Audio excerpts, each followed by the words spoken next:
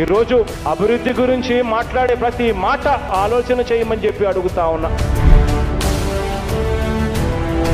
Governance లో ఎప్పుడు చూడని అభివృద్ధి ఈరోజు జరుగుతూ ఉంది. ఎక్కడ కూడా లంచాలు లేకుండా, వివక్ష లేకుండా దేశానికే రోల్ మోడల్ గా ఈరోజు ఆంధ్ర రాష్ట్రంలో పాలన జరుగుతూ ఉందనంటే ఇది అభివృద్ధి కాదా నేను అడుగుతా ఉన్నాను. మీరు కూడా అదే అడగండి అని అడుగుతా ఉన్నా. నాడు నేడుతో పనులు జరుగుతూ ఉన్నాయి. మొట్టమొదటిసారిగా స్కూళ్లు మారుతా ఉన్నాయి. మొట్టమొదటిసారిగా కాలేజీలు మారుతా ఉన్నాయి. రూపురేఖలు మారి ఈ రోజు స్కూళ్లలో ఇంగ్లీష్ మీడియం వస్తా ఉంది. ఐఎఫ్పి ప్యానల్స్ వస్తా ఉన్నాయి. ట్యాబ్స్ కనిపిస్తా ఉన్నాయి పిల్లల చేతులు. కరికులంలో మార్పులు వచ్చాయి. విద్యా దీవెన వస్తా ఉంది. వసతి దీవెన వస్తా ఉంది. ఏ పిల్లాడు కూడా ఎక్కడా కూడా ఇబ్బంది పడకోకుండా చదువుల్లో వేగంగా అడుగులు ముందుకు వేస్తా ఉన్నాడు.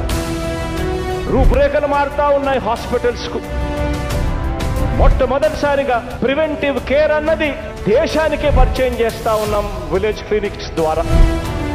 ఈరోజు ఫ్యామిలీ డాక్టర్ కాన్సెప్ట్ ప్రతి గ్రామంలోనూ కనిపిస్తా ఉంది. కొత్తగా 17 మెడికల్ కాలేజీలు ఈరోజు వేగంగా పరుగులెడుతూ ఈరోజు కన్స్ట్రక్షన్ జరుగుతూ ఉంది.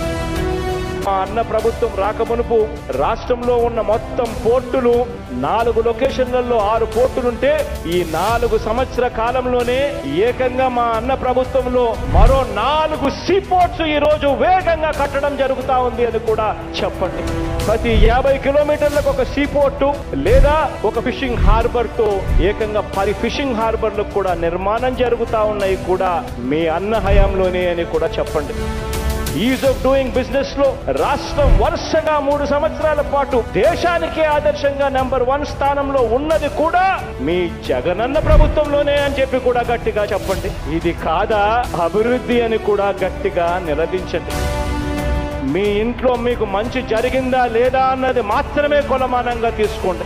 మీ ఇంట్లో మీకు మంచి జరిగుంటే మాత్రం మీ బిడ్డకు సైనికులుగా మీరే తోడుగా నిలబడండి అని చెప్పి మాత్రమే ఈ సందర్భంగా తెలియజేస్తా ఉన్నా.